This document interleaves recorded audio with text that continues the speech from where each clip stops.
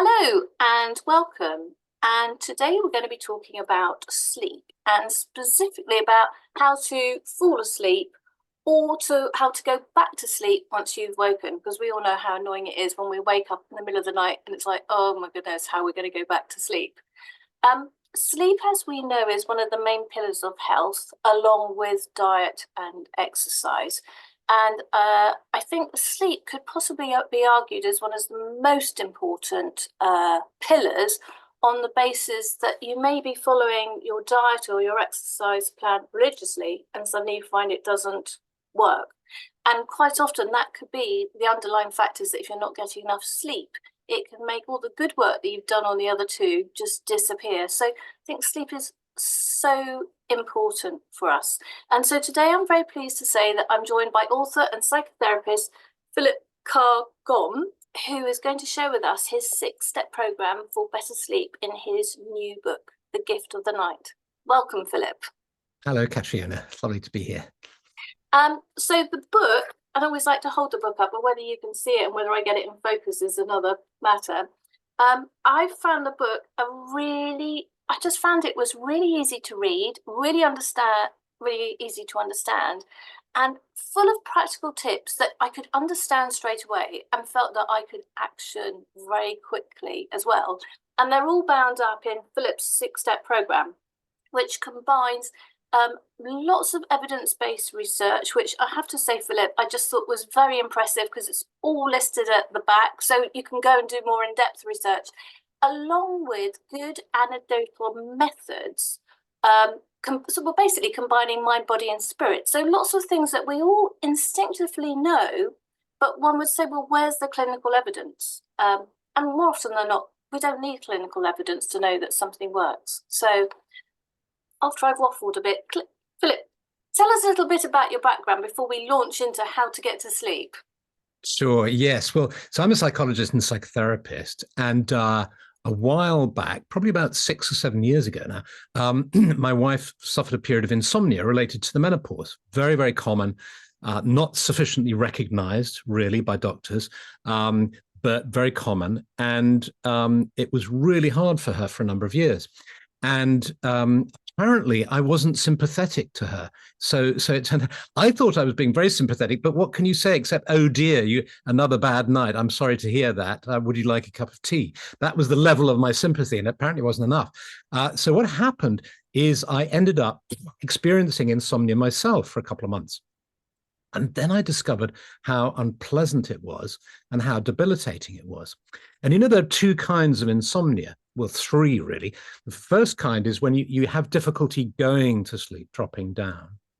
That's called sleep onset insomnia. It's hard to onset it. Then you have sleep maintenance insomnia, which is where you can't maintain a full night. You wake up in the middle of the night, can't get back to sleep. And then you have a combination, which is called mixed insomnia, where you have both difficulties. So I got mixed insomnia. It's very unpleasant. And I decided to dive into trying to fix it.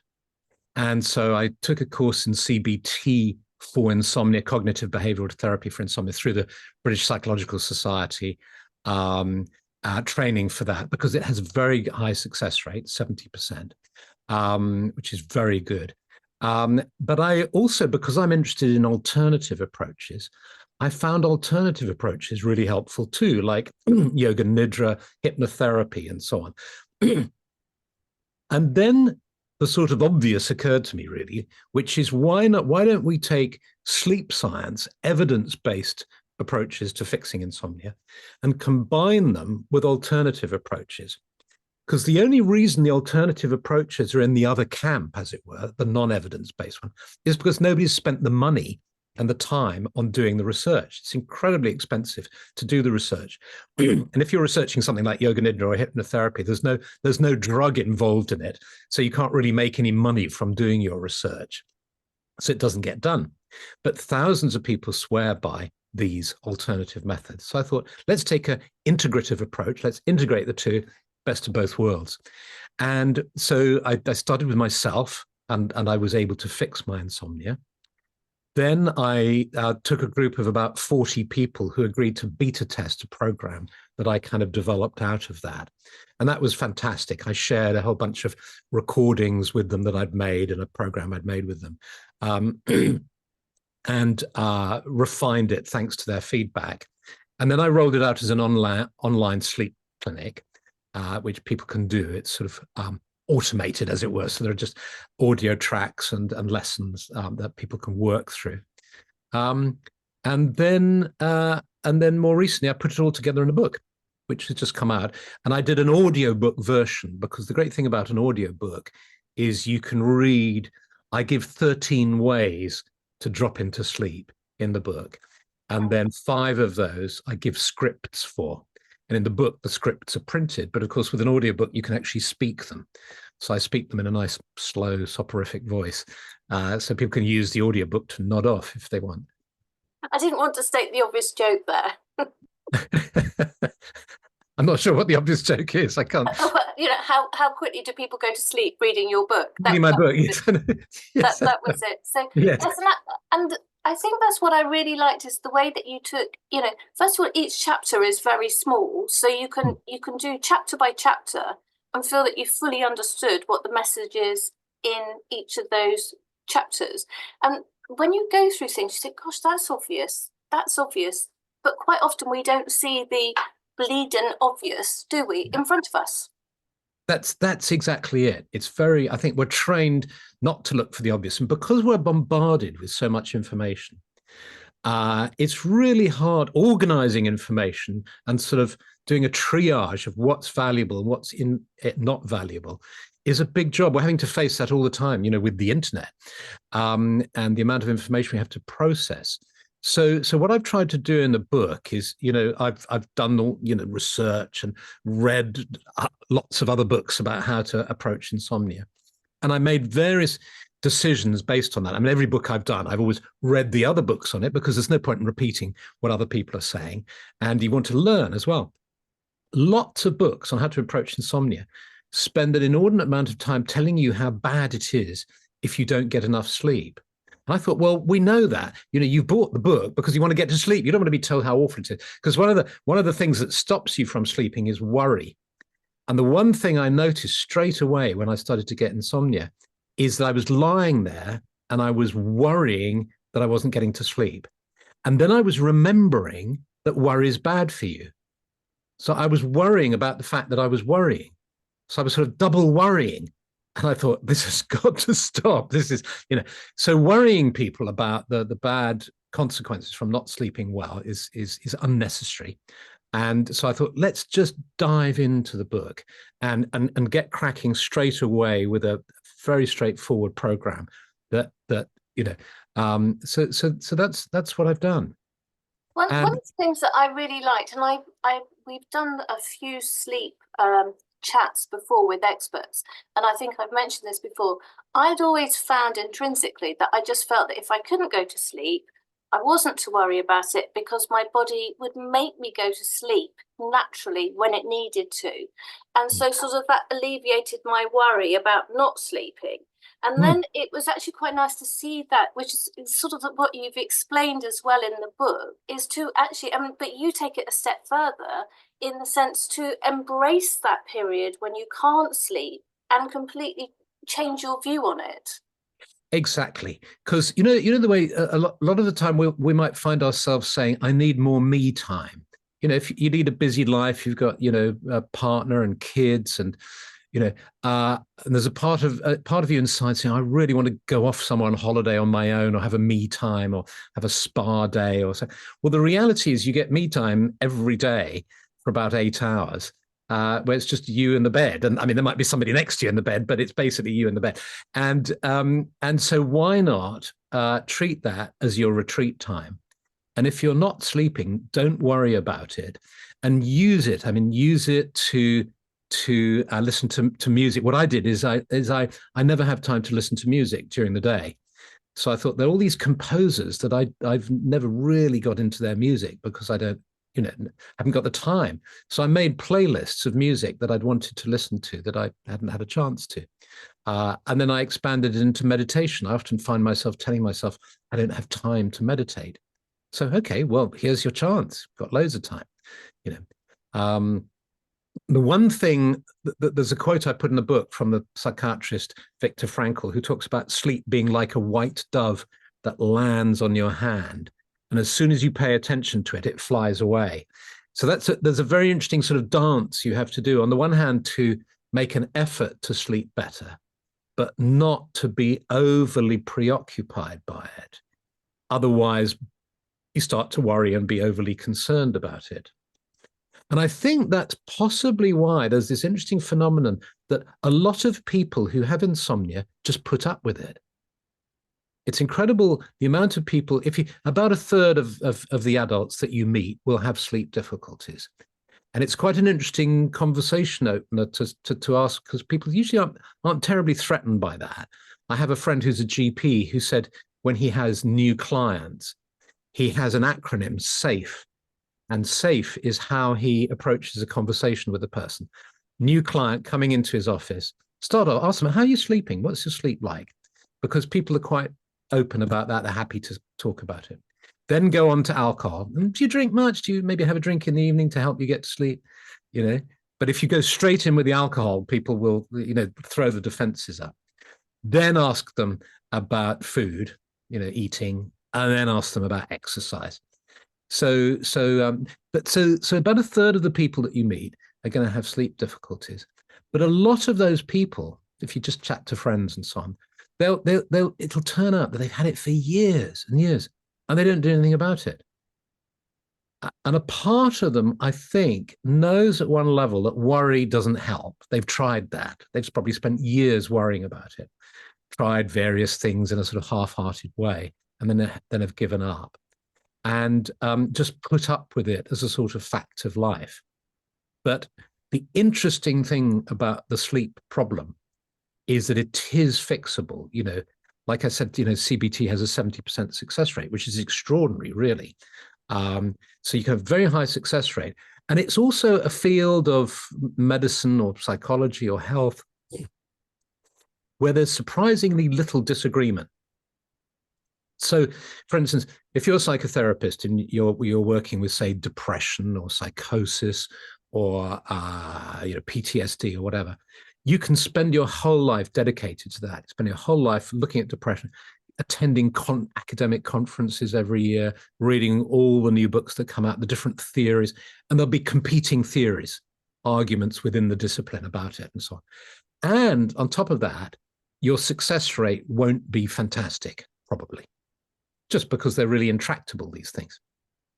You come to sleep and it's a whole different world where there isn't much disagreement. You don't need to dedicate your entire life. I mean, you can if you want to, but you don't need to dedicate your life to working on the topic and researching it, because you'll find there isn't, there's general agreement. The principles are pretty clear. Yeah. And the success rate is high. So it's very satisfying. That's one of the reasons why I do one-to-one work as well. Excuse me, I've got a tickle. But I enjoy working with it because it has a high success rate. And maybe, this question of why people don't tackle it, and just thinking, reading through your book, there are so many different factors that could be the issue. And I suppose you have to sort of working through those, but lots of those factors can be so simple as you give the example of, why do you wake up in the night? Well, because I have a wee. Well, don't drink so much just before you go to bed. Don't eat so much, sort of practical things that I think don't dawn on people. Very, very practical. Or you have a situation of looking, what I suggest in the beginning is also looking at your emotional life and your relationship life. Because if, for instance, if you're sleeping next to somebody who you're actually scared of or who you don't trust, that's going to massively destabilize you and will affect your sleep. So it may mean that you actually need to address, the best way to address your sleep issues to actually address your relationship issue and get that resolved. And you'd think it was obvious in a way, but I've had clients who have been really worried about and frightened of their partner, and then they're surprised that they can't sleep. It's kind of logical, isn't it? Um, and it's a bit like when I get to the chapter about sorting out your bedroom and all the rest of it. Again, very commonsensical stuff and some unusual details that some people may not have heard of. But I remember somebody doing the online beta testing program. And when she was asked to describe her bed, she had 3 cats. She'd got divorced. She'd had to move into a smaller flat. So she had a double bed with furniture on the side where her husband used to be because there was nowhere else to put it. So there's furniture on half the bed. And then there were 3 cats that slept with her who were waking her up in the night. And then she was struggling with having a good night's rest. So logical stuff, but needs to be looked at. Yes, I think that the animal one really made me think, well, yes. And I suppose that's when you make a choice. Do you still want your animals with you, recognizing that they are the ones that disturb your sleep? And, I suppose people go through that, oh my gosh, I feel so guilty that my dog isn't sleeping with me. I mean, it's like, what's more important? And even with partners, a fifth of households in America, the partners sleep separately because one of them snores. So the snoring has driven them to sleep in separate bedrooms. Very common. And again, you have to make a decision around that. That's why I devote a chunk to snoring. Very common. And you basically you try to fix it, and then and then I suggest all the ways that you can try to fix it. If you can't fix it, you then have to make a decision. Well, is it more important for me to have that intimacy with my partner? Or is it more important for me to have a good night's rest? And there are ways around that, like you have certain days where you sleep alone, certain days where you sleep together, or you make dates, or whatever it is. But it's something to be addressed rather than to be unconscious about. And I particularly like the point where you said that you used the sticky stuff over your mouth, which you said absolutely worked a treat, and also super cheap. Well, yes. I mean, there's lots of, and if you just sort of Google mouth taping, health benefits or something like that, it can help with snoring, but it can also help with actually getting a better night's rest. Because what happens when your mouth falls open during the night, which happens to a lot of people, the balance of oxygen to CO2 in your body changes, and it's not so healthy for you. And you wake up with a very dry mouth, or you have to wake up during the night and drink water because you're so dry, and you feel groggy in the morning. So I've found, since using the mouth tape, and I found a kind of mouth tape that has a little hole in the middle so that it's not so claustrophobic, and you can drink a sip of water or whatever. I use them every night because I wake up feeling fresher, and I just feel better. And I kind of know it's odd, but well, it doesn't matter if it works, does it? It works. Yeah. So with the I'm very concerned about time because I've got so much that I want to ask you. So the 6 steps we look, I look at the first ones, that setting the scene, and you mentioned and I don't think we've got time today to talk about the 90-minute rhythm of how your body goes, which I thought was fascinating. Really about the point, choose the point at which you do go to bed.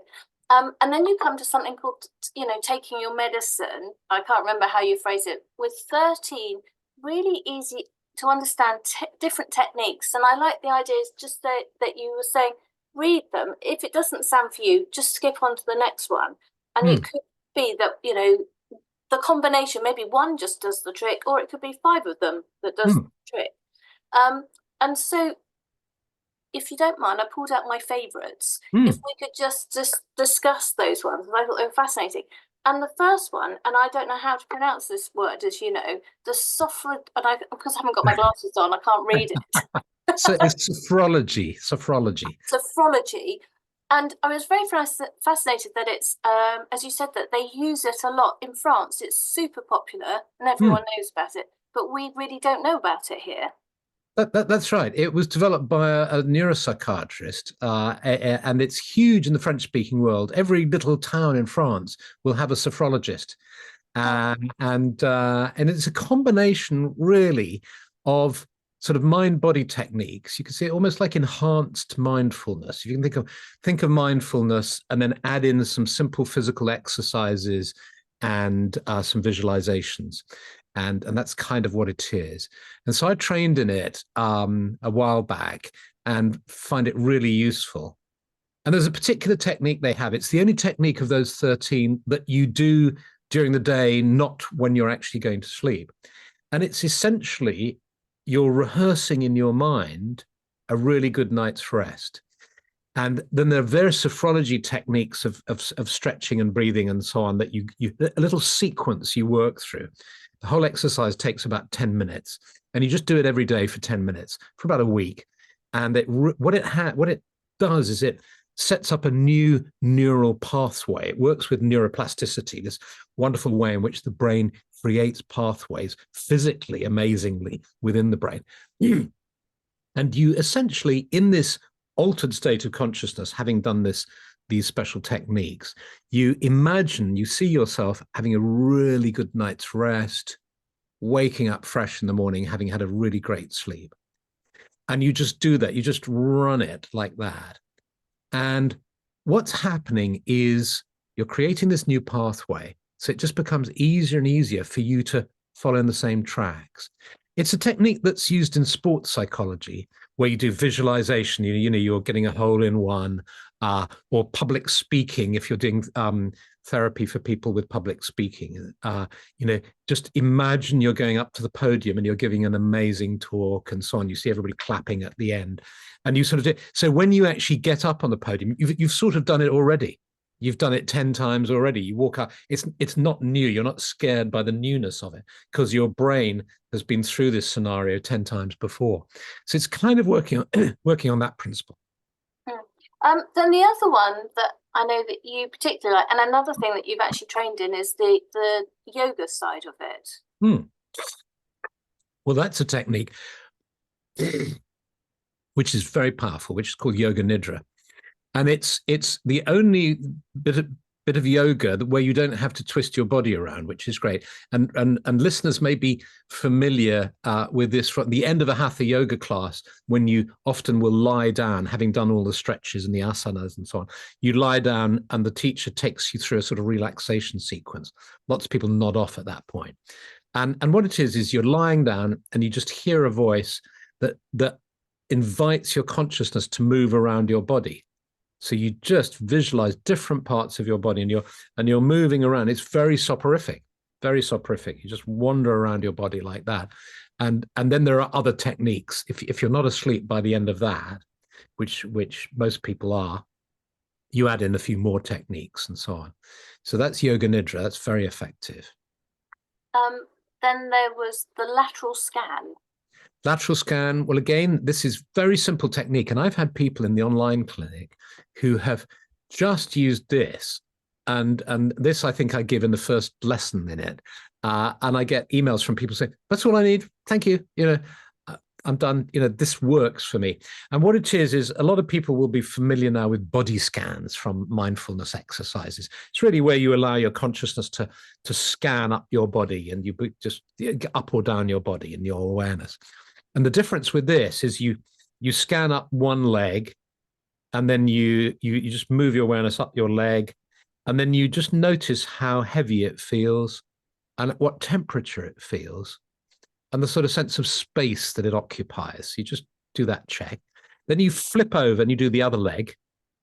And then you flip over and you do the right arm, just running your awareness from the tips of your fingers up to your shoulder. Then you notice what temperature it feels like, how heavy it feels, sort of space it seems to be occupying in your mind. Flip it over to the other side. Then you go to the top of the head and run down your torso like that. So it's actually quite easy to learn. Flip, flip, flip, down.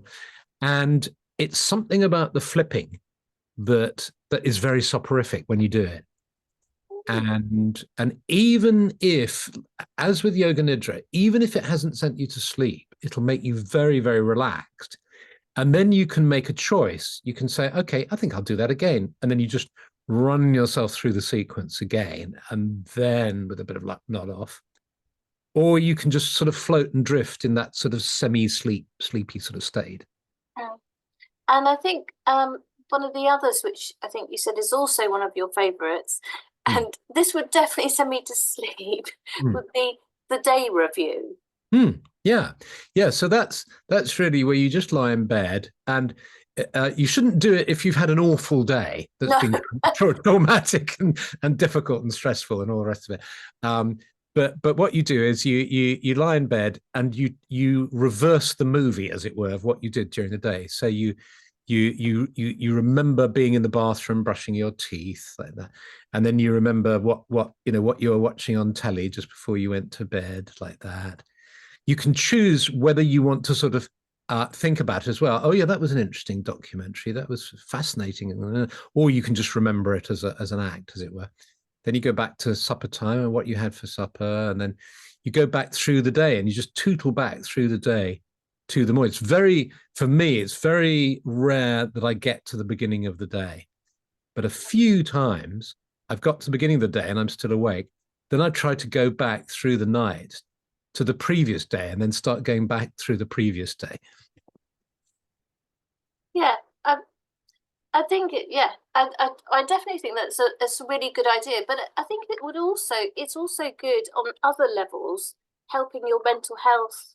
I think you might have mentioned the gratitude side of it as well, and how you view things. And also, if you come to a problem, and I always find that if you've got a problem, it's always worth having a look at that problem in all different facets. And if you come to that, When it's like, yes, it's sort of it gives you the opportunity to digest your day, because again, most of us having very busy lives, very full lives, and we sort of hurtle through life.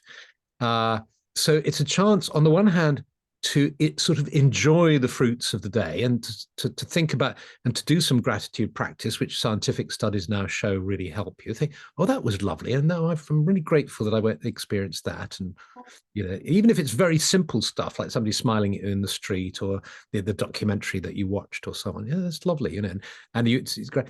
But it's also an opportunity to think about, could I have done that better? Or I suppose I was a bit rude to the checkout person or whatever, a bit grumpy or whatever it is, it gives you a chance. And what it's doing, you see, REM sleep, rapid eye movement sleep, which is dream sleep, is where your psyche has the chance. It tries to work out these conflicts and unresolved issues. So your boss might have been rude to you at work, and you didn't bop him on the nose because you're a nice person, but deep inside there's this resentment going, and you may not even allow it to go into your conscious mind. You may just say, oh, it's not important, but deep down a part of you's hurt by it and angry by it. So in the dream, you might have a dream that's a bit violent, or there's some sort of expression of that. So your dreams are trying to work out your emotional conflicts and tensions. So if you do this digestive process consciously before you drift off into sleep, it's possible that you'll have more peaceful dreams, and you'll be able to sleep better because you've done some processing consciously yourself. and also maybe it might help my problem of always forgetting what I've done the day before. So it might actually embed some things. It's a kind of memory test as well. Yes, Yeah, it's a way of sort of keeping your memory limber. Yeah. absolutely. Then I think that's sort of part, because your book is made of two parts, and that's sort of the first part, and the next part. So the first part's very practical, but the next part is even more practical, I think, because it is a Q&A session that makes you think, gosh, yes, that's really what I would want to ask you, basically. And I've written down a few of the subjects that you cover. So we've got napping, Fitbit, sleeping pills, jet lag, nightmares, and depression. So, I mean, you cover a huge array of those, and I mean, the Fitbit thing made me laugh, really, because I think, and I'll just explain that one way, because you just said, well, I'm worried that my Fitbit's saying I'm not getting good sleep, and you said, well, don't wear a Fitbit. Yeah. There's a thing called orthosomnia. You can be diagnosed if you go to a sleep clinic with insomnia. It's possible you're suffering from orthosomnia, which is caused by using a Fitbit or a sleep app. And there's a whole generation of people now, if you like, who are using these apps or Fitbits, and they're looking at them in the morning and they're saying, "Oh my God, I didn't get enough sleep." And they're starting to worry. And then they're getting into a negative feedback loop. So you get the fulfilling prophecy problem. And they're actually starting to develop insomnia because of the information they're getting from the biofeedback that they're getting. So the advice from sleep experts is throw the Fitbit away. Don't use them because they're not sophisticated enough to be able to track you properly. And people's needs vary. So somebody might be able to function perfectly fine on 6 hours sleep a night. There's a very, very rare genetic variation that allows people to function on 2 hours sleep a night. But it's extremely unlikely that anybody, who hears this has that. But and there are people who need 10, 11 hours sleep a night. So our needs vary. The length of time we sleep varies according to the seasons. There are all sorts of factors that these machines basically aren't sophisticated enough to analyze. So you just shouldn't use them at all. And one other thing that I thought was really interesting was about napping, because I think people always think, "Oh God, I really need a nap," but is that going to mean that I'm not going to sleep tonight? And exactly. Well, the thing with napping is that some people it simply doesn't work for. It just they don't get on with napping. It makes them interferes with their sleep in the evening, or it makes them feel worse than before they had the nap. And in which case, you just have to accept that and avoid it. But the main thing to remember with napping is what you want to do is you don't want to drop into deep sleep, because you have this roughly 90-minute cycle of sleeping. And the first 20 minutes you're in light sleep. After about 20 to 30 minutes, you drop into deep sleep. And this explains why if you have a 5-minute nap, a 10-minute nap, 15-minute nap, it can feel really refreshing. If you sleep for 40 minutes, you can wake up feeling really groggy and worse off than you did when you started. So the trick is to use a timer, to use an app. I do a recording that's up there online, available, called Drawing from the Well. It's a 25-minute nap recording. I'm going to do some shorter ones because what I've found personally now, I used to enjoy 25-minute naps. Now I work best with 8-minute naps. And you'd think that 8 minutes isn't enough, but it's amazing how refreshing it can be. You're dropping down and you're probably only asleep for 4 minutes out of those 8 or 5 minutes, and you come out again. And but so it's a question of, like all these things, it requires a bit of working out what suits you best. And one of the things that I really want to do actually is make a series of recordings and pop them up on YouTube or something of different durations, because there are some on YouTube, but they're not great, a lot of them. Of 8-minute ones, 10-minute, 15 minutes, 20-minute, 25-minute ones. And then you just experiment basically, and you find the one that works for you. It's funny, isn't it? The one thing that I found when I can't sleep is I put a podcast on. So I have to be careful that I don't get too involved in it. Yeah. Thinking too much. But I've also found that if I time it for 15 minutes, I go to sleep in that 15 minutes. I don't wake up. But if I keep it on for longer, I go to sleep, and then when it stops, I then wake up. Yeah. Which is really strange. It is strange. I mean, it may be that it goes when you've got this wonderful word term sleep architecture, which maps, and you can map it diagrammatically, as it were, of your dropping into light sleep and then deep sleep and then REM sleep and then coming back up again. And if the podcast is ending as you've done a cycle and you're coming up into light sleep, that's going to be a sufficient trigger. It's a bit like wanting to go to the loo in the night. If you some people have that experience of where they wake up because they want to do a pee, and then they go to do a pee, and they find that they don't really pee that much, and they think, oh, why did I bother? But it's just that little bit of stimulus from the bladder that and actually you can learn to just ignore it. You can say, oh, I've gone into light sleep. Actually, it's not worth the effort. Go back to sleep, and you can drop back down again and not need to get out of bed. Yes, and so I did actually think that, having read you about the 90-minute cycle that you talk about earlier in the book, I thought, oh, maybe it's something to do with that. So I certainly learned something. And Mm. the other thing I learned is fly west as Oh, opposed yes, to fly east. yes, yes. I used to fly to New Zealand a lot, and that's an extreme example, but it's where that's where you can get really bad jet lag going to New Mm. Zealand because it's so far away, and you've got a choice of going west or east around the world essentially. Well, excellent. I mean, we could chat away for hours because it was so packed full of handy hints. And I want to I don't think I've ever said this before. I want to go and give this book to all my friends that have Oh, problems sleeping. I thought it was excellent. So, oh, that's a Philip, lovely compliment. Thank you. thank you so much for joining us. Thank you, everyone. Thank you. Thank you.